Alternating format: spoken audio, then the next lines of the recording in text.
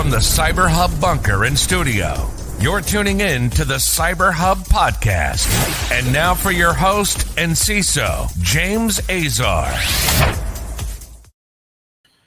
Hey everyone, good morning. Happy Thursday, May 3rd, 2022. A busy show today. I've had to pre-record it, unfortunately, because of some connectivity issues that we're having at our location. So I do apologize, but I'll be back live in our studio on Monday morning. So don't go anywhere. All right, busy show. Before we get started on today's show, though, a big shout out to Know4 for their support of our program. Please see more about them in our show notes.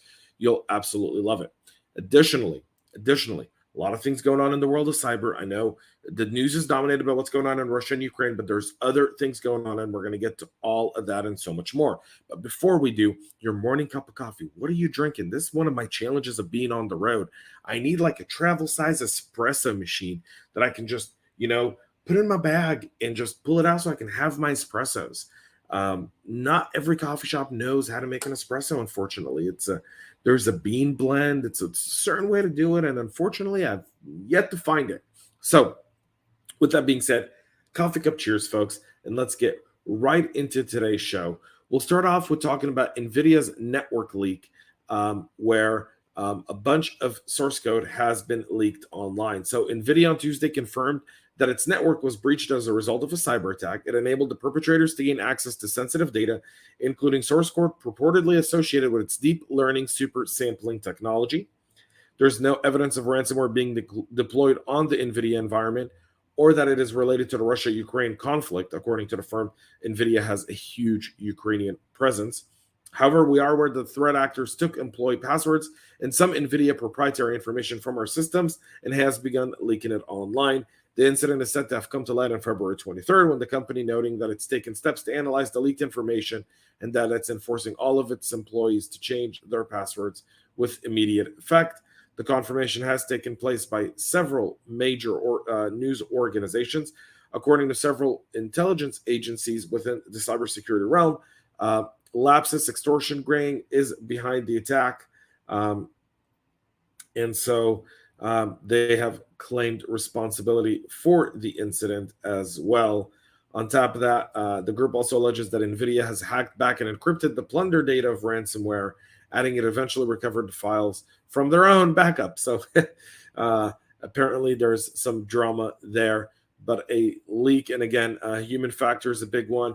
How are you securing your source code?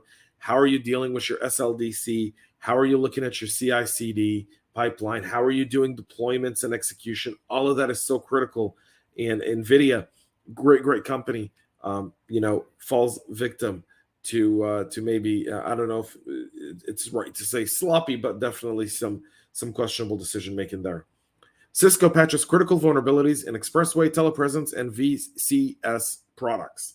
So this week announced a series of patches that address a couple of critical vulnerabilities in its Expressway series and TelePresence video communication server. Track the CV 2022-20754 and 20755. It features a CVSS score of 9.0. The two security holes can be exploited by a remote authenticated attacker that can write files, execute code on the underlying OS with root privileges. Although they are not dependent on one another, both of the two flaws require that the attacker have read-write privileges to the vulnerable application. It's residing in the cluster database API of Expressway and TelePresence VCS. The first of the issue can be exploited to launch directory traversal attack and overwrite arbitrary files on the underlying OS, again with root privileges. A release has been made. Release 14.0.5 is in play to get that done. So please make sure you're updating your Cisco routers and environments with what's needed there. Log4Shell is now mostly being used for DDoS, botnets, and crypto mining. So what started off this year as the big vulnerability, Log4j, Log4Shell, what are we going to do?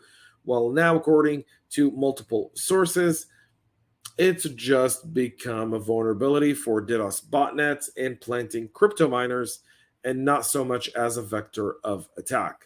According to Barracuda here, 83% of the people who are using it as a botnet come from the US, with only 1% from Russia and 10% from Japan. In December, after the Log4j patch has been done right now, what they're looking at is chances are the systems that have not patched for Log4j yet are systems that no one can. And so they realize that using them as botnets and mining will probably equal more value for the threat actors than it would be to try to hack anything.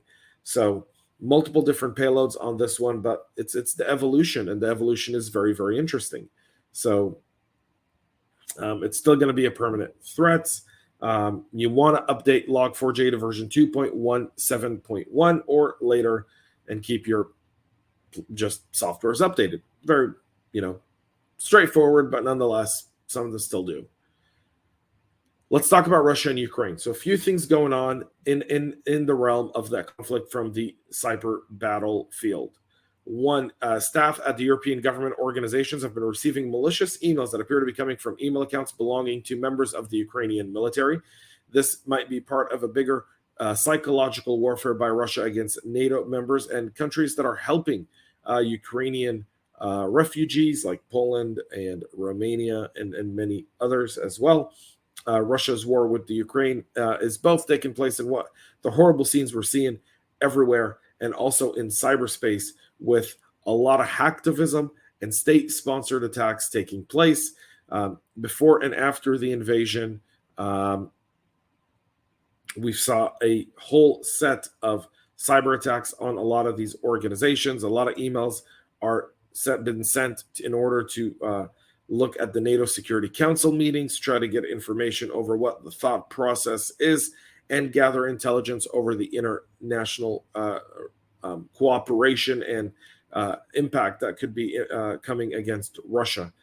Ukraine, for what they're doing with the IT army of the Ukraine, are trying to hack a bunch of Russian websites and also come back with that. So a lot going on there, with Russia also topping it off by saying, if you try to hack our satellites, it's an act of war. So Russia said it'll consider any cyber attack targeting Russian satellite infrastructure as an act of war, letting you know that they're probably seeing increased activity against their satellites, and now they're warning, if you try to do this, it's an act of war. We'll be interested to see if they can actually do retribution on this one, an attribution, but they can't. And so this might be just an empty threat. Folks, that's it for our show today. We'll be back on Monday with a lot more with what's going on. Tune in today, CISO Thursdays, with Renee Small and Chris Fulan. Unfortunately, I will be not on the show today, but I should be on the show next week. So you can go and check that out. No Friday conversation tomorrow. We'll be giving you the day to enjoy Friday and just catch up on everything, like I think many of us try to do.